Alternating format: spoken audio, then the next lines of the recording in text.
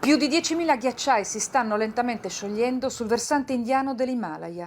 Con il riscaldamento globale si spezzano e blocchi interi di ghiaccio melmoso e roccia finiscono per fermare il corso del fiume, finché la forza dell'acqua spezza la barriera e inonda i villaggi, che una montagna nuda, senza alberi né vegetazione, non è più in grado di difendere. Le foreste sono state cancellate con la dinamite per far spazio a centinaia di dighe e centrali idroelettriche. In questo villaggio crediamo che ogni roccia sia una forma di dea. Non capiamo dove abbiamo sbagliato, perché viviamo questa tragedia.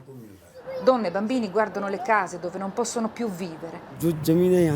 Le case sono costruite lungo il pendio e i cantieri stanno già distruggendo la base delle nostre montagne, racconta Surinder. Quando arriveranno le piogge sarà la fine, viviamo nella paura. Il letto del fiume è pieno dei detriti del cantiere, gli argini non esistono più e le donne preferiscono risalire sulle montagne e dormire nelle stalle delle bestie, ma al sicuro. Si portano dietro cibo e coperte e le più giovani spronano le anziane a non fermarsi. Dobbiamo salvare la nostra vita. Abbiamo case, bestie, vestiti, ma se perdiamo la vita, cosa ci serviranno? Dopo anni di duro lavoro, anche Magawa va in pensione. In Cambogia è arrivato